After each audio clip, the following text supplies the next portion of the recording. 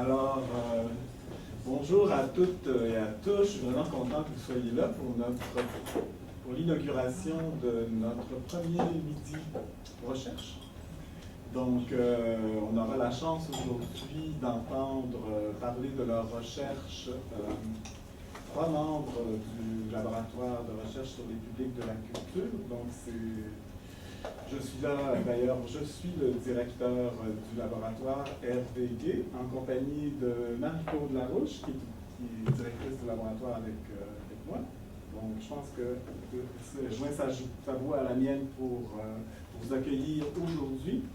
On va essayer de faire ça vraiment d'une manière conviviale, c'est-à-dire, normalement, les présentations vont être autour de 10-15 minutes. Ensuite, tout le monde pourra poser ses questions. Et on passera par la suite à une nouvelle personne, puis on gardera un petit peu de temps aussi pour parler ensemble et mieux se connaître. Et puis peut-être, avant de procéder à la présentation d'Aude Torceda, qui est professeur au département d'études en loisirs, culture et tourisme. Par la suite, j'introduirai Anne-Marie et puis François qui sont avec nous ici. Peut-être juste faire un petit tour de table pour vous présenter, nous dire qui vous êtes et puis dans quel secteur vous êtes aussi. Moi, c'est Jean-François Veilleux. Je suis au doctorat en études québécoises. Je travaille sur les festivals de musique au Québec depuis la Révolution tranquille. Moi, je m'appelle Anne-Marie Duquet, je suis étudiante au doctorat ici à l'UQTR avec sous la direction de Mathilde Baravant en littérature. Jean-Antoine Poirier, doctorant aussi à l'UQTR en communication sociale. Je suis post-doctorant aussi à l'Université de l'Ontario français. Tant mon doctorat que mon postdoc, c'est sous la supervision de Jason Lukaroff. Je m'intéresse au nom public de la culture. Et moi, c'est Eliane Moutam Abba, gabonaise d'origine. Je suis étudiante au doctorat en communication sociale sous la direction de M. François Guémet. Et je m'intéresse à l'approche par compétences en pratique sage-femme. Bonjour, moi c'est Marie-Chantal Falardeau. Je suis étudiante au doctorat en communication sociale et nouvellement coordonnatrice du laboratoire de recherche sur le public de la culture avec Samuel qui s'occupe donc de faire ce midi recherche pour qu'on puisse l'avoir en live sur Facebook. Voilà. Je suis François Guillemette, je suis professeur au département des sciences de l'éducation, puis je suis membre du laboratoire. Je vais vous parler de mes recherches tout à l'heure. Jacques Paquin, département de la communication sociale, section coordinateur du programme également au cycle supérieur. Je suis ici pour entendre, pas en tant que membre du laboratoire, mais en tant qu'auditeur. Oui, c'est ouvert à tout le monde d'ailleurs. Oui, puis moi c'est Marie-Claude Larouche, je suis professeure en sciences d'éducation ici à l'UQTR, puis je suis co-directrice avec Hervé de ce laboratoire-ci. Je remercie Hervé d'avoir tout organisé pour aujourd'hui, la rencontre. Donc, comme directeur, il faut se passer le relais. Donc, je ne me suis pas présenté autre que de dire que je suis professeur en études théâtrales au département de lettres et communication sociale aussi. Donc, je vais commencer tout de suite en vous parlant d'abord de ma vision de la recherche. Pour moi, ma vision de la recherche, c'est d'abord travailler en relation de complémentarité. Les chercheurs, les professionnels, les usagers, coproducteurs de connaissances et acteurs de l'innovation. En fait, penser en Living Lab. Ensuite, c'est être ancré dans une réalité locale forte, en dialogue et en collaboration avec les acteurs locaux et internationaux. Et ensuite, le dernier point, c'est d'étudier les organisations, comprendre les comportements des individus qui les composent, identifier les éléments constitutifs des transformations, de dynamique pour mieux accompagner en fait les acteurs dans un environnement local mondialisé. Ensuite, je dis beaucoup ensuite, je vais vous faire part de mon parcours. Il faut comprendre qu'à la base, je suis une biologiste, je m'intéressais au comportement des animaux et donc des écosystèmes naturels. Je suis passée en fait donc je m'intéresse à la diversité, aux organisations de la nature et de la culture. Je m'intéresse à l'étude et au comportement des organisations en mode solution, analyse, développement, accompagnement dans le changement. Ce qui me passionne aussi, c'est la culture et les territoires, en fait, l'être humain dans la cité, dans les régions et dans le monde.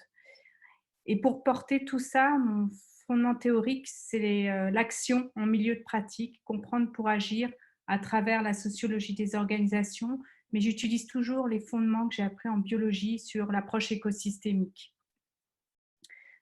Donc, c'est être branché sur l'action et ouverte au partenariat, penser à l'avenir des étudiants, des citoyens, de l'environnement et de la société. Trouver l'équilibre entre la réflexion, la pratique et le transfert des savoirs, collaborer, développer des outils d'action, promouvoir une recherche critique, participative et constructive et de favoriser une approche plurielle et intégrée. Alors finalement, quels sont les projets de recherche que j'ai faits hier et puis ceux qui sont en ce moment et ceux qui vont venir? Ma thèse de doctorat était sur les défis et les enjeux du développement durable dans les musées. Je voulais voir pourquoi les musées prenaient un discours mais ne l'appliquaient pas dans leur quotidien organisationnel. Aujourd'hui, depuis que je suis à l'UQTR, ça fait 2 ans, je suis en train de développer un projet sur la gouvernance collaborative en région. Et j'essaye de développer un partenariat avec l'Université de Nantes pour voir comment on peut appliquer le modèle de l'UNESCO dans la gouvernance des politiques culturelles. Comme avant, je travaillais au Musée de la Civilisation, on m'avait confié le budget de l'accessibilité universelle et en arrivant, j'ai collaboré avec Hélène Carbonneau et Valérie Poulain, ergothérapeute, sur les bibliothèques accessibles et les ateliers créatifs. Donc le projet est pratiquement fini. On a un défi de la revue de littérature sur justement les bibliothèques accessibles avec des ateliers comme les Fab Labs ou les Artothèques. Je travaille aussi avec Hélène sur un projet qui est pratiquement fini aussi, mais qui risque de se poursuivre avec l'équipe d'Hélène, peut-être pas avec moi, je vais voir. C'est le projet ontarien de Camps and Tracks, c'est de développer la médiation par les pairs chez les jeunes, en fait, dans des camps de jour, que les jeunes, qu'ils soient handicapés ou non, se prennent en charge d'une certaine manière pour pouvoir intégrer les personnes handicapées et que les personnes handicapées aussi se prennent en charge également et que l'animateur et l'accompagnateur soient vraiment là pour les intégrer le plus facilement. Donc, vous voyez que je travaille à la fois sur des enjeux de gouvernance culturelle, mais aussi sur des enjeux de santé en milieu culturel. Demain, ce que je suis en train de développer comme projet de recherche actuellement, les subventions que j'ai déposées et celles qui vont venir, sont sur le renouvellement des politiques culturelles en milieu rural, toujours dans le contexte de gouvernance collaborative. Avec Cécile Fonrouge, à l'école de gestion et l'Institut de l'entrepreneuriat, on va développer un projet avec Nantes et un autre avec Bordeaux sur les artistes entrepreneurs et la dynamique territoriale et sur les startups, sur l'influence des startups dans la gouvernance des musées. Je travaille aussi sur les musées partenaires de soins avec le groupe de travail de Thierry Bellégui qui s'appelle le CRIV sur la vulnérabilité. Et enfin, je vais bientôt aller présenter dans un colloque sur les musées en partenariat avec le Québec et le Sénégal, avec Yves Bergeron sur la gouvernance des musées. Donc, pour résumer, des projets à venir sur le milieu rural, sur les artistes, sur les startups numériques et la gouvernance muséale, et sur le musée comme partenaire de soins. Au Québec, en France et en Afrique. Voilà, je vous remercie de votre attention et je reste disponible pour les questions. Oui, moi j'aurais une première question. Est-ce que la perspective du CARE est une perspective que tu utilises dans tes recherches? Oui, je me suis intéressée à la perspective du CARE et je suis en train de travailler là-dessus, particulièrement avec Thierry. Puis on essaye d'aller vers le principe de vulnérabilité. Et est-ce que ça intervient dans d'autres recherches aussi ou principalement dans cela? Ça va surtout jouer dans les projets liés à la santé, en fait, et les musées. Merci. D'autres questions? Je pense qu'il faut un peu faire fi du délai. Pouvez-vous parler un peu de ce qu'est le principe du CARE? Oui, le principe du CARE, en fait, ça vient beaucoup des États-Unis, puis c'est l'idée de prendre soin, en fait.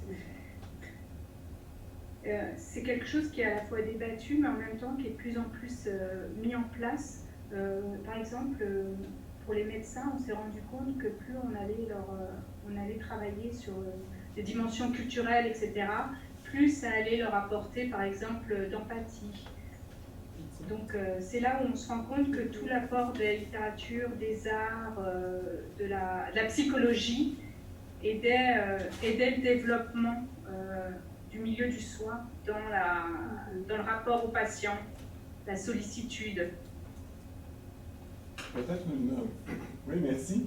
Peut-être une dernière question avant de passer à la prochaine personne, parce qu'il faut se rappeler qu'on... En fait, ça a été développé par Carol Killigan aux États-Unis dans les années 80, et c'était vraiment une enquête au début sur la psychologie morale, etc. Excellent.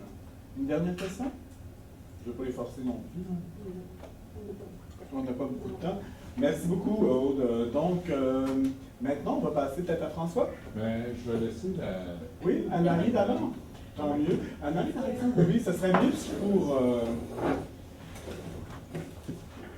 pour la caméra. Je suis désolée de la condition. Non, un grand Non, merci. c'est parfait. Merci infiniment, Aude. On m'a envoyé la Mais je trouve que déjà la présentation de Aude met justement la table, si vous me passez l'expression, les tables ici, concernant ce qui nous réunit aujourd'hui, c'est-à-dire l'idée justement de voir quelles sortes de perspectives on peut utiliser pour étudier la culture et comment la culture aussi est en lien avec d'autres questions. Je pense que Anne-Marie va nous amener aussi sur ce terrain-là.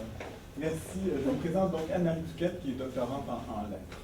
Bonjour, comme on a dit, je suis doctorante, mais ça fait 2 mois environ, donc j'arrive pas de résultats à présenter aujourd'hui, mais je peux vous parler un peu du projet de ma recherche. Donc, je m'intéresse en gros aux auteurs et aux éditeurs qui sont poursuivis en justice pour des œuvres de fiction. Donc, ma grande question de recherche en ce moment, qui est sûrement sujet de changement, c'est la liberté de création excepte-t-elle la liberté d'expression? Puis, donc, j'étudie des cas de procès littéraires en France au tournant du 21e siècle. Je m'intéresse à des cas français, j'aurais aimé m'intéresser à des cas québécois, mais heureusement, il y en a très peu. Donc, c'est pour ça que je me base plus sur des cas français qui sont un peu plus foisonnants. Puis, il y a aussi une grande réception, je vais y revenir, mais une grande réception médiatique, ce qui me donne beaucoup de matériel à étudier, en fait. C'est quoi exactement le cas? En fait, il y en a plusieurs. C'est ça, dans le fond, Okay. je vais vous présenter mon corpus. J'ai divisé mon corpus en 3 chefs d'accusation. Donc, le premier chef d'accusation, c'est atteinte à la vie privée et diffamation. J'ai mis ça ensemble parce que c'est sensiblement, pour moi, la même chose. Donc, j'ai 3 œuvres en fait de fiction pour ce chef d'accusation-là. Donc, il y a L'Enfant d'octobre de Philippe Besson, roman qui a été publié en 2006. J'ai Les Petits de Christine Angot, qui a été publié en 2011, et Le procès de Jean-Marie Le Pen, qui a été publié en 1998, écrit par Mathieu Lindon. J'ai le deuxième chef d'accusation qui est incitation à la haine. Là, j'ai mis aussi ensemble haine raciale et religieuse. Donc là, j'ai aussi 3 œuvres. J'ai Pogrom de Éric Bernier-Burkel, qui a été publié en 2005. J'ai Plateforme de Michel Houellebecq, qui a été publié en 2001. Et la pièce de théâtre Golgotha Picnic, publiée en 2011 par Rodrigo Garcia. Puis finalement, pour le troisième chef, je pense que je vais le laisser tomber, mais je vais vous en parler quand même. C'est le chef d'accusation de pornographie. Moi, il m'intéresse un petit peu moins parce qu'il est moins lié de près à la fiction et aux enjeux qui, moi, me tiennent à cœur. Mais il y avait 3 aussi. J'avais donc 3 œuvres pour ce chef-là qui étaient Rose Bonbon. Je voulais beaucoup étudier ce cas-là parce qu'il y avait beaucoup de tabac à l'époque. Elle est publiée en 2002. Il entrerait dans la légende en 2002 aussi, puis Mes amours décomposés en 1990. Donc, en gros, à travers mes recherches, j'avais comme 3 phases, qui est d'abord analyser les procédés narratifs et référentiels à même les œuvres de fiction, puis de voir en quoi ça les ancre tellement dans le réel que ça en devient problématique au point de les poursuivre en justice. Donc ça, c'est vraiment comme une analyse plus interne à l'œuvre. Dans un deuxième temps, je voulais repérer les balises sur lesquelles sont fondés les arguments qui permettent ou pas l'inculpation donc de l'auteur et l'éditeur. Et dans un troisième temps, étudier le jugement social. Donc c'est là que j'arrive au public de la culture, étudier le jugement social, le procès social comme on appelle, des œuvres, mais aussi des procès de ces œuvres-là qui font beaucoup, beaucoup parler, puis qui éveillent beaucoup de solidarité envers les autres écrivains, puis les autres figures intellectuelles qui prennent beaucoup position dans les médias, surtout à travers des textes d'opinion, des éditoriaux, tout ça. Puis, dans le fond, pour revenir à ma question, qui était comme en deux temps, qui comparait avec la liberté d'expression, je vais avoir aussi un corpus de contrôle qui va me permettre donc de faire cette comparaison-là entre liberté d'expression et liberté de création. Puis dans mon corpus de contrôle, je voulais m'intéresser à 3 cas de procès pour de la liberté d'expression qu'on appelle. Puis là, j'ai essayé de trouver des cas de presse, de liberté de presse. Donc le premier, c'est le procès qui a été intenté à Charlie Hebdo en 2007. Il avait fait paraître 3 caricatures dans un exemplaire de leur journal, puis une association musulmane donc, qui les avait poursuivis pour ça. Mon deuxième cas, c'est le procès de Serge Julie, suite au procès de Jean-Marie Le Pen. Ça, c'est le titre du livre. Suite au procès de Jean-Marie Le Pen, il y avait beaucoup d'auteurs qui avaient pris position dans la presse, puis ils s'étaient mobilisés puis, en faveur de l'auteur et de l'éditeur. Puis il avait signé une pétition. Et Serge Julie, qui est donc l'éditeur de la revue Libération, pardon, le journal Libération, a publié la pétition. Puis donc, il reprenait les passages incriminés, puis il les republiait. Donc, il s'incriminait lui-même en faisant ça, en fait. Et donc, Jean-Marie Le Pen et le Front National ont poursuivi également l'éditeur. Donc, ça, c'est un cas plus de presse, mais sur lequel je vais m'intéresser aussi pour voir les différences d'arguments en justice, en fait. Puis, finalement, le troisième cas, celui-là, je ne suis pas sûre encore, là, il est un peu plus à l'écart des autres, mais ce serait un procès intenté à France 2 pour un reportage qui aurait dépassé le droit à l'information, selon Vincent Bolloré, qui est une figure vraiment importante en France, qui a résumé ses activités. En gros, le procès, c'était parce qu'il y a une entreprise qui s'appelle Socapalm, d'huile de palme, puis il y avait comme des controverses au Cameroun, c'est ça? Ouais, au Cameroun, c'est ça, comme ils ne prenaient pas soin de ses employés et tout. Puis là, donc France 2 aurait fait un reportage, puis ça apporterait atteinte, je pense que c'était pour injure, celui-là, en tout cas. Donc, c'était comme un droit qui limitait le droit de la presse. Donc, grâce à ce corpus de contrôle-là, ça va me permettre de voir comment on traite, en fait, c'est quoi la différence dans le traitement des cas de fiction et des cas de non-fiction. Donc, je peux pas trop dire encore c'est quoi les limites, parce que je ne sais pas encore creuser, mais dans le cadre de mon mémoire, je me suis intéressée au cas du procès de Jean-Marie Le Pen. Donc, si jamais vous avez des questions, je peux vous dire comment j'ai procédé dans l'étude de ce cas-là. J'ai procédé sensiblement de la même façon. J'ai rajouté des choses pour mon projet de doc, mais en gros, ça ressemble à ça. Ah, ben oui, question. Oui. On parlait un petit peu du projet participatif d'organiser des colloques, tout ça, mais là, ce qui me frappait aussi, c'était la liberté de création, liberté d'expression. Comme tu travailles, toi, justement, en lien entre à la fois le domaine littéraire et également le domaine juridique. Oui. Donc, vous devez un peu convertir comment, du point de vue du domaine de la justice, on interprète les choses, du point de vue littéraire, comment on interprète les choses, à partir d'un dossier, un peu ça, dans votre recherche. Je me demandais, est-ce qu'au niveau juridique, quand il y a des procès, tout ça, est-ce que c'est simplement une liberté d'expression qui existe ou est-ce qu'on tient compte de la liberté de création? Donc, comment ça joue dans... Bien, c'est intéressant comme question. Jacques, tu me fais penser que je n'ai pas mentionné le fait que, donc, oui, je suis sous la supervision de Mathilde Barraban, mais je suis aussi en codirection avec un professeur en droit en France pour avoir quand même des notions qui vont être nécessaires. Donc, avec Arnaud Latil, qui est professeur à Paris-Sorbonne. Et donc, c'est ça. C'est quand même récent. Ce qui est le fun aussi avec ce sujet-là, c'est que c'est hyper d'actualité. Et justement, jusqu'à tout récemment, on ne voyait pas l'utilisation de l'expression liberté de création dans les textes de loi. En 2016, donc, il y a une première loi qui est passée, qui est une loi franchement un peu fourre-tout, sur l'architecture, la liberté de création et le patrimoine. Puis bon, on parle de liberté de création, mais surtout dans une perspective d'architecture urbaine. Donc, puis tout le monde s'entend, tous les commentateurs là, en droit s'entendent pour dire que c'est ça, c'est un peu bidon, puis c'est un peu pour le nommer. Puis c'est qu'il y avait de plus en plus de procès, justement, où on différenciait la liberté de création, mais c'était de façon quand même implicite, puisqu'elle n'était jamais nommée en loi. Et donc, il n'y a rien vraiment de nouveau apporté par cette loi-là. Puis c'est ça qui est intéressant aussi, c'est qu'elle a vraiment un statut ambigu. On ne sait pas trop comment la traiter, puis moi, c'est ça qui m'intéresse particulièrement. Tout le monde, c'est comme un peu une patate chaude que les gens ont dans les mains, ils se la relancent, puis ils disent, bon, qu'est-ce qu'elle nous permet, qu'est-ce qu'elle ne nous permet pas, quelles sont ses limites. Donc, c'est un peu... Mais justement, dans la continuation de ce que tu as lancé, Jacques, il y a quand même la loi du droit d'auteur. Est-ce qu'elle n'intervient pas dans ces questions-là? C'est-à-dire que, normalement, le droit d'auteur, c'est quand même le droit de toucher les revenus du fait de publier Donc, si la liberté d'expression empêche les auteurs de gagner leur vie, ils devraient pouvoir invoquer le droit d'auteur, non? Je ne suis pas encore familière avec ce côté-là. D'ailleurs, c'est pour ça que je vais aller faire une session en France pour suivre des séminaires avec Arnaud Latil sur le droit à la propriété intellectuelle et au droit d'auteur. Donc, c'est comme une avenue que je veux vraiment explorer. Mais a priori, j'aurais tendance à dire que c'est pas tellement ça qui est en jeu en ce moment, parce que quand on poursuit une œuvre en justice, en fait, c'est l'éditeur qui est poursuivi, qui est le premier incriminé, puis l'auteur est souvent poursuivi comme complice de l'acte, en fait. Puis, étant donné que c'est ça la différence, c'est que l'auteur a le droit d'écrire ce qu'il veut, mais c'est le fait de le rendre public et de le diffuser qui est incriminant. Oui, c'est ça. Exactement. C'est plus à ce niveau-là que ça joue, puis je pense que je ne sais pas encore c'est quoi l'autorité des contrats éditoriaux puis du contrat du droit d'auteur dans ces cas-là, mais c'est certainement une avenue que je souhaite explorer. Est-ce que tu connais le cas de Rémi FX Couture? Oui. Oui, bien c'est ça aussi. J'en ai pas parlé, mais on a un groupe de recherche, en fait, Mathilde Laramont a un groupe de recherche sur l'art en procès, où je travaille en tant qu'assistante de recherche, puis on se penche sur un cas, on s'est penché sur le cas de Golgotha Punique, puis on alterne donc entre des cas français et des cas québécois. Puis on regardait pour des cas québécois, puis on avait envisagé celui-là, puis moi, c'est moi qui avais comme été en charge de détailler ce cas-là, puis justement, c'est le parfait exemple.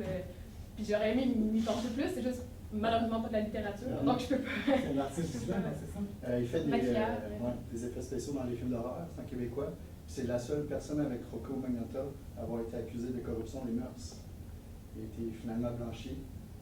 À cause de ses œuvres. À cause de ses œuvres de fiction, de films d'horreur, qui paraissaient tellement vrais qu'il y a des plaintes qui sont venues Bleu-Rat parce qu'ils croyaient que c'était des vrais meurtres qui avaient été filmés. Parce que c'est ça, en fait, l'histoire, c'est que son projet artistique, c'est un maquilleur d'horreur. Son projet artistique, comme tu dis, c'est ça, c'est qu'il avait fait un journal intime de tueurs en série. Il y avait des films, il y avait des photos, tout ça.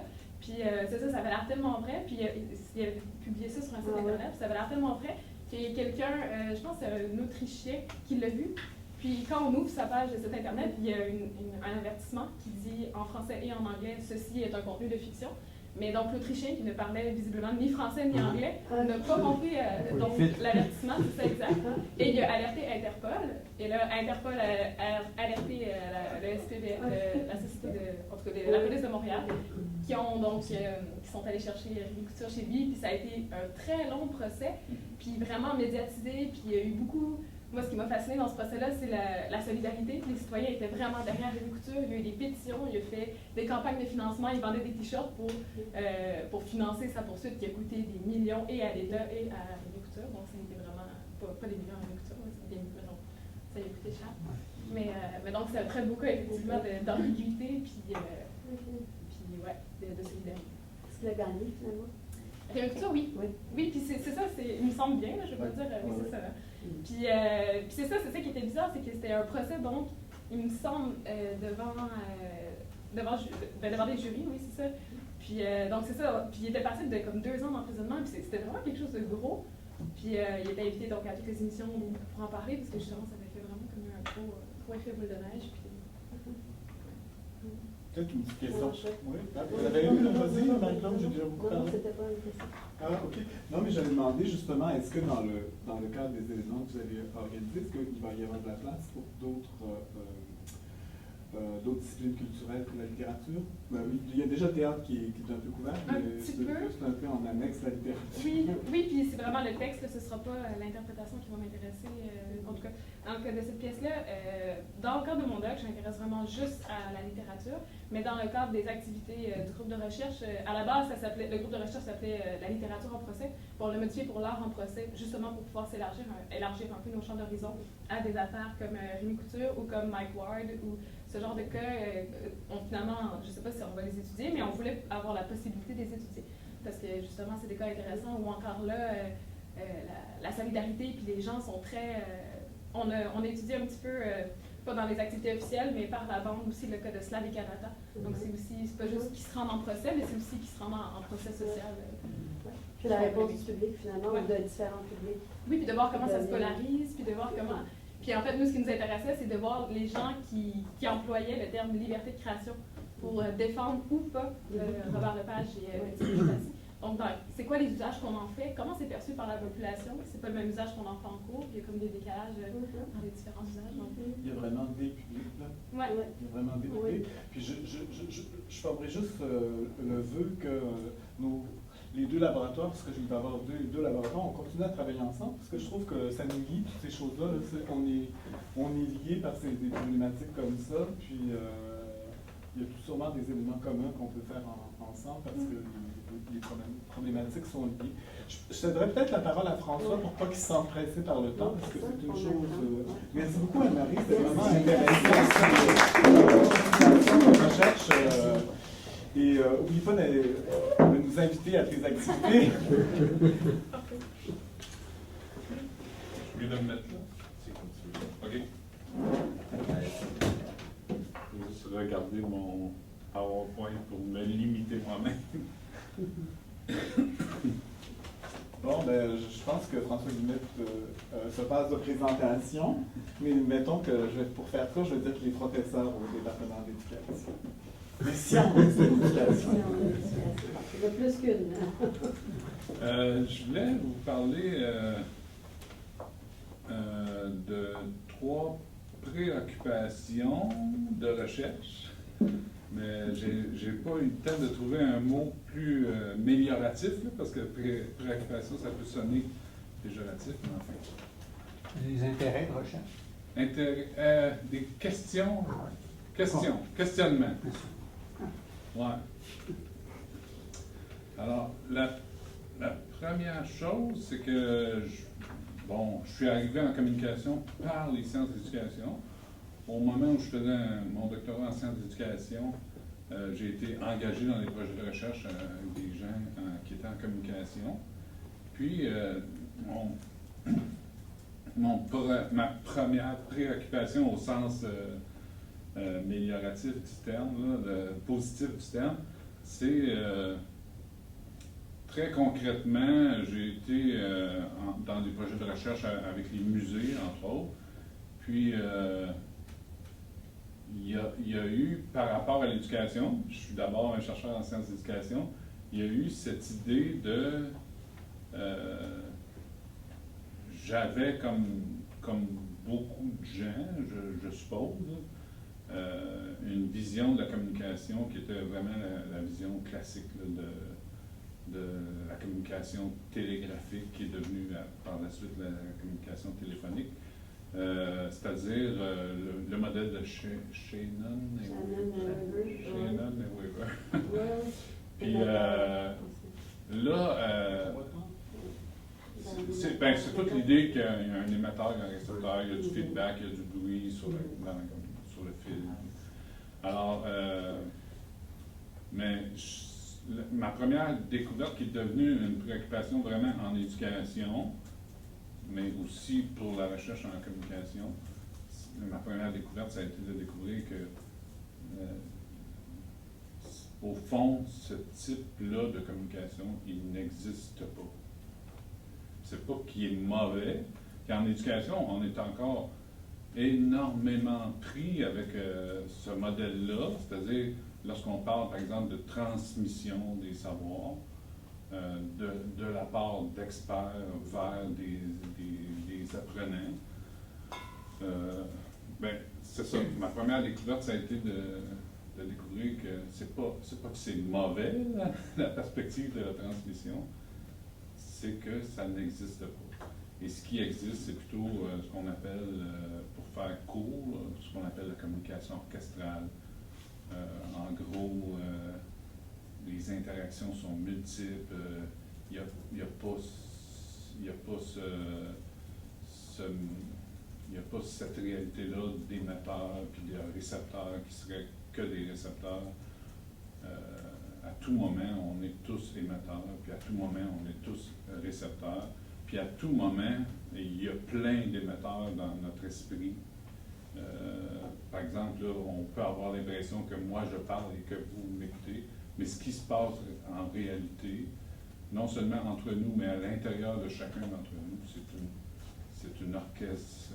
Puis la métaphore est partie de l'orchestre de jazz. Moi, je suis un amateur de jazz, donc ça me parlait beaucoup. Mettons rapidement, la différence, c'est que dans l'orchestre de jazz, il y a de l'improvisation, c'est la première et la pratiquement la seule distinction lorsqu'on parle du jazz, c'est l'improvisation. Puis deuxièmement, c'est qu'il n'y a pas de chef d'orchestre dans le jazz. Alors,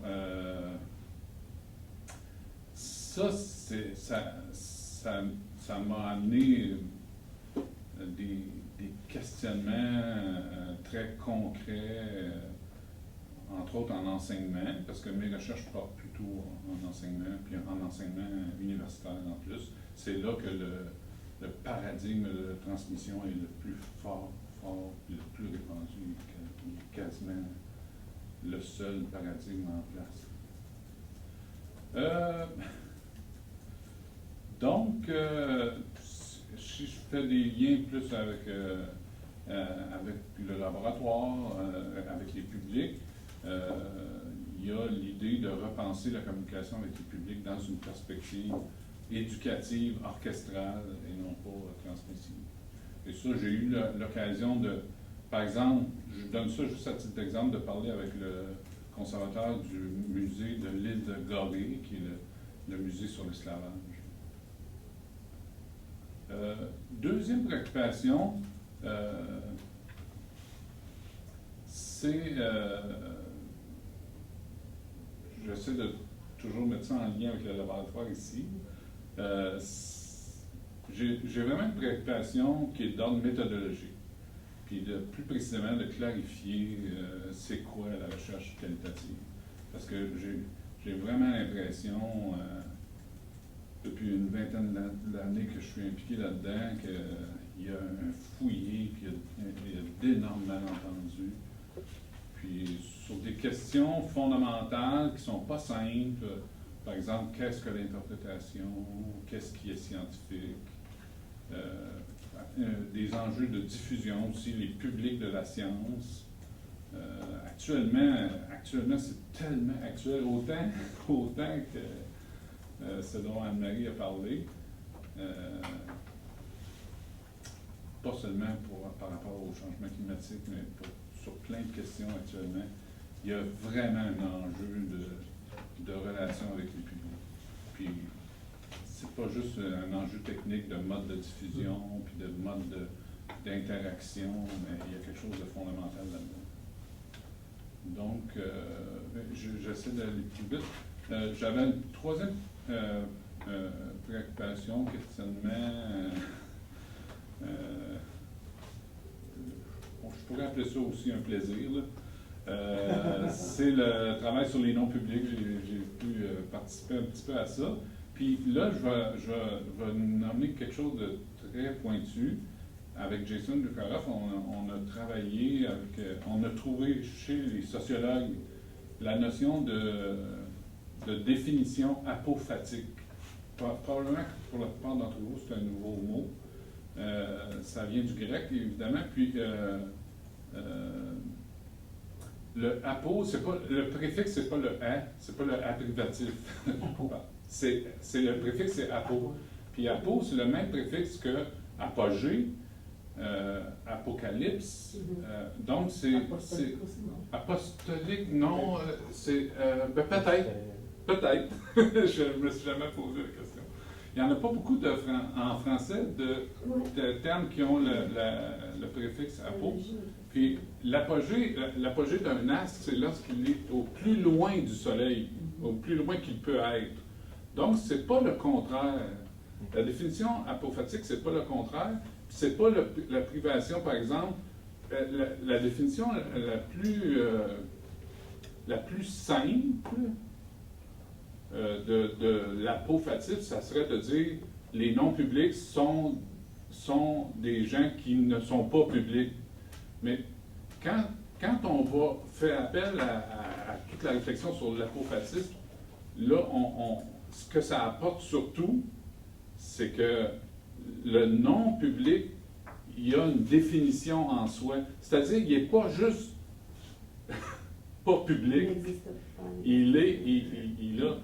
Et ça, les recherches, ce qu'on a trouvé, Jason et moi, c'est que les chercheurs, parce que ça fait quand même un bon bout de temps, lui pourrait nous le dire beaucoup plus mieux que moi, mais ça fait un bon bout de temps qu'on parle des non-publics dans la recherche, mais il n'y a pas beaucoup de gens qui parlent des non-publics qui connaissent cette approche-là par l'apophatisme.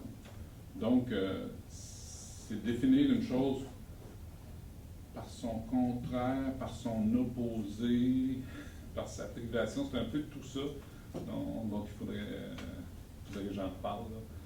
Mais ce que ça m'a... Je termine là-dessus.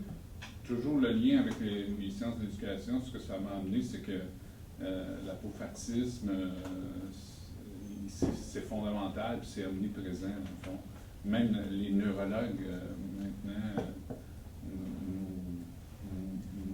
nous enseignent, je dirais, que le cerveau fonctionne beaucoup, beaucoup par l'apophatisme.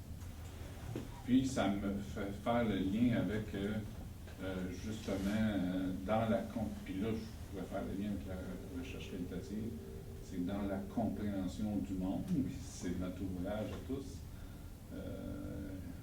Il y a beaucoup à aller chercher du côté de l'altérité, puis de s'ouvrir à l'altérité avant d'essayer d'assimiler, pour parler en termes piagetiens. Ah, ah.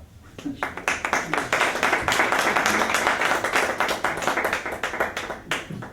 poser une question de profane. Comment on fait pour... parce que l'écriture, les gens vont au musée, on peut sonder, mais quelqu'un qui ne va pas au musée, quelqu'un qui ne va pas... Ah ben ça serait Olivier qui est le spécialiste.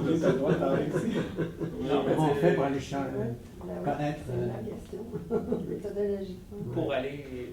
Oui, le non-public, on va chercher comment, pour avoir des données sur le non-public, on fait comment?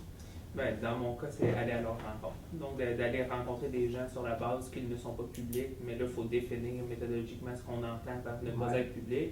Puis, moi, on l'a fait dans le cadre de ma thèse, mais un de mes constats, c'est justement qu'il faut aborder les publics et les non-publics plutôt sur une dynamique de trajectoire au sein d'un même système. Puis, l'espèce de description l'approche apophatique, un peu sur le modèle de l'AS, implique une trajectoire. Donc, il y a un mouvement, puis on peut être public, non public. Certains vont avoir un mouvement plus rapide dans le sens que c'est par leur mode de vie. Donc, ils ont des enfants, ils deviennent non publics, ils retombent publics après. Donc, plutôt. C'est ça, chose que en 1968, quand le concept des non publics a été nommé, on voyait ça plutôt comme un absolu. Donc, de dire sont non publics les gens qui n'auront aucun accès. Ni aucune chance d'accéder prochainement à la culture. Est-ce que je pourrais poser une question à Olivier? Bien sûr. Oui. Puis après ça, on posera des questions à François. On t'écoute, Mathilde. Mathilde, Vas-y. J'ai rencontré le directeur du musée des Beaux-Arts. Oui. Et puis, et il a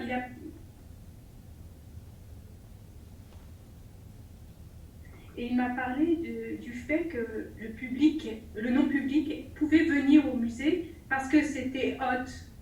Est-ce que tu peux m'expliquer un peu ce changement parce qu'on cherche absolument à démocratiser et finalement l'élitisme est attirant. Oui, ben puis, est-ce que tu fais référence au Musée national des beaux-arts du Québec? Non, je pense au Non, ok, Musée des beaux-arts de Montréal. Là. Celui du Québec? C'est Jean-Luc. OK, bon, ben, c'est ça. Si tu fais référence à Jean-Luc, ben, on vient de commencer un projet là, sur les noms publics du musée. Non, Québec. OK, ben, oui, c'est ça. Là, c'est un sujet que je vais aborder dans le cadre d'un post-doctorat. Puis oui, on se concentre sur les noms publics. Puis dans le modèle, justement, où on parle plutôt d'une relation en mouvement, ben oui, il y a cette question-là d'être plus ou moins public, puis que certaines personnes pourraient vouloir être publiques, soit parce qu'il y a une exposition blockbuster, puis qu'en fait, ils sont non publics de l'exposition permanente, soit parce que la question des publics leur renvoie une image positive d'eux-mêmes, puis ils veulent faire partie d'un groupe. Donc, ça pourrait être une des raisons qui tourne vers être public. Puis là, ça ouvre la question de, si on se penche sur les critères de la réception, ben, est-ce qu'on peut les considérer publics de la même façon que ceux qui ont une éducation à l'art? Donc, ben, je pense que ça amène toute la notion de dire que l'absolu, c'est impossible quand on parle de public ou de non-public, puis qu'il faut juste y aller en termes de niveau, puis ça incite à l'approche cas par cas. Donc, de dire, on ne peut pas parler des non-publics de la culture, il faut aller sur le terrain, rencontrer les gens par rapport à une offre particulière pour comprendre leurs relations. Moi, pour François, j'ai trouvé intéressante cette notion de communication orchestrale. Pour moi, elle résonne un petit peu comme... elle me fait penser un petit peu à celle de polyphonie. L'idée qu'il y a toujours plusieurs voix ensemble, quoique dans l'idée de polyphonie, il n'y a pas beaucoup la question de l'écoute, qui est intégrée dans ton système peut-être de manière plus heureuse, mais je pense qu'elle n'est pas niée non plus dans cette chose-là. Puis bon, heureusement que tu as dit que la métaphore était plus autour du jazz, parce que justement, je trouvais que dans la communication orchestrale, il y avait un rapport hiérarchique qui était sous-entendu, qui n'était peut-être pas présent dans le concept de polyphonie, qui me semble un concept intéressant. Puis là, évidemment, comme je me rappelle plus du nom de l'auteur, la politique de Dostoïevski, c'est... Bakhtin. Bakhtin, oui. Je l'utilise tout le temps, évidemment, j'oublie qui il est. Est-ce que pour toi, il y a une résonance dans ce... Oui, polyphonie, oui. S'il y en a ici qui participent à des chorales, ils savent qu'il y a beaucoup d'écoute dans la polyphonie. Dans la chorale, il y en a moins dans la monophonie, ce qu'on pourrait appeler comme le grégorien. Il y a moins d'écoute, mais dès qu'il y a de la polyphonie, il faut qu'il y ait beaucoup d'écoute. Sinon, ça se met à... lui, je pense que Bakhtin emprunte moins à la métaphore musicale qualifiée, parce que dans sa définition de la polyphonie, il y a l'idée que pour qu'il y ait polyphonie, il faut que l'individu s'érige au niveau d'une voix distinctive. Ah oui, c'est l'altérité. Oui, il faut qu'il y ait un vrai rapport d'altérité, comme celui qui sous-tend ton approche aussi. Ouais. Les références, c'est plutôt l'école de Palo Alto, à Paul Václavic.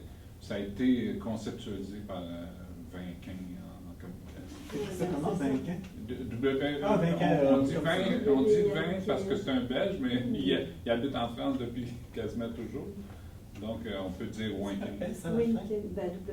W-I-N-K-I-N. C'est ça que je connais, oui. Je vais prononcer juste comme ça.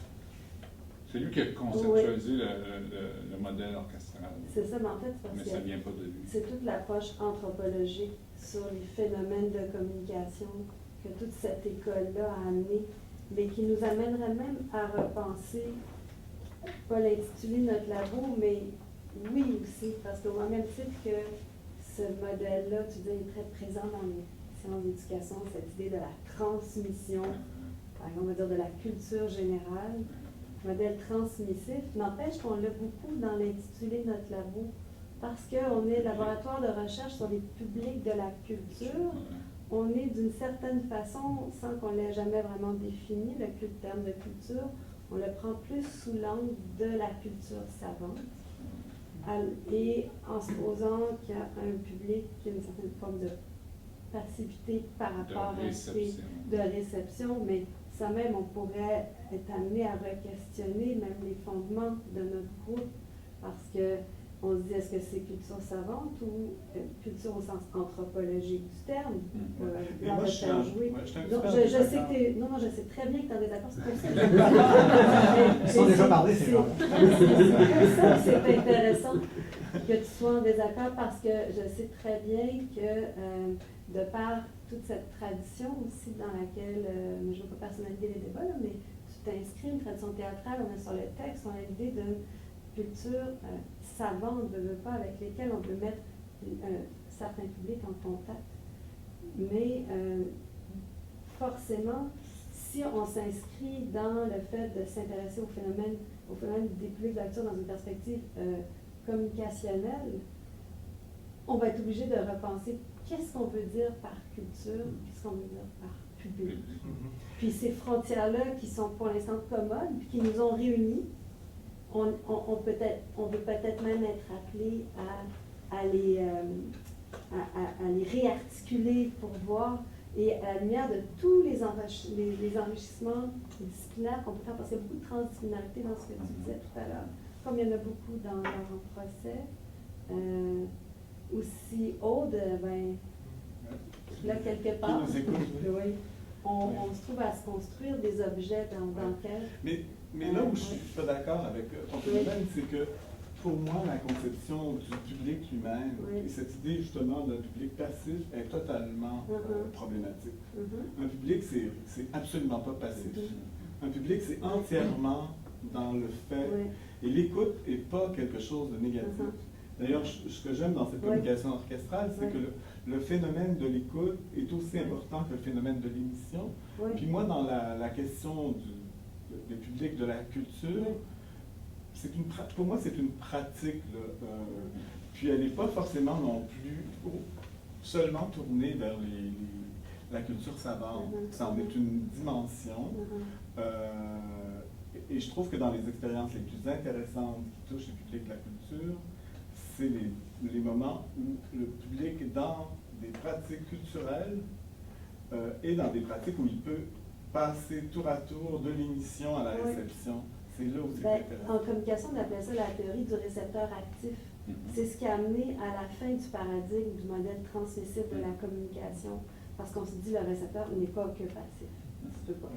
Comme François disait, au moment où il parle, on pense, et au moment où on pense, on est déjà rendu ailleurs, et là on va penser. Alors, puis tout n'est pas partagé au tout, mais c'est justement, par contre, pour ça que c'est intéressant, ça peut nous amener à redéfinir les postures que l'on a quand on regarde ces phénomènes-là qui nous intéressent. Ce que je dirais, c'est que le titre du labo, si on prend ça comme objet de discussion, c'est qu'il pose ces questions-là. Parce qu'on est obligé de dire que le public, je pense qu'on peut dire maintenant qu'il n'est jamais passif. Puis ça fait plus de 100 ans qu'on remet en question le concept de réception, parce qu'il est défini spontanément comme une passivité. Alors que ça aussi, ça n'existe pas. Pourquoi le phénomène de la transmission n'existe pas? C'est parce que la réception passive, ça n'existe pas. Puis ça, moi j'adore les neurosciences parce qu'ils viennent toutes confirmer ça. Les neuroscientifiques nous disent eux-mêmes qu'ils n'apportent pas nécessairement quelque chose de nouveau actuellement dans la construction des connaissances, mais ils amènent des confirmations d'un lieu dont on n'attendait pas ce genre de confirmation. Le cerveau arrête de fonctionner lorsque on lui impose la passivité. Puis si on lui dit, par exemple, quand on dit à nos étudiants, mais là, arrêtez de penser, écoutez-moi, puis posez pas de questions. Mais ce qu'on fait, c'est qu'on bloque le cerveau, parce que le cerveau, puis c'est même physiologique. On leur dit d'écouter, on est mis en action aussi. Écoute-moi. Écoute-moi. Ça dépend de Mais moi, je pense qu'il ne faut pas être trop absolu là-dedans, parce que quand on va écouter de la musique, si on avait juste des bruits de voiture tout autour, ça nuirait à l'acte, un investissement, un engagement total dans l'écoute qui est... Moi, je pense qu'il faudrait mesurer ça en termes d'énergie que ça demande. Et moi, je pense que si on y réfléchit bien, j'aimerais ça que nos neurologues fassent ces études-là, et que l'écoute est probablement plus exigeante sur le plan énergétique pour les êtres vivants que l'émission. Mais ils disent ça que l'écoute passive, ça n'existe pas, donc il y a toujours un engagement dans l'écoute.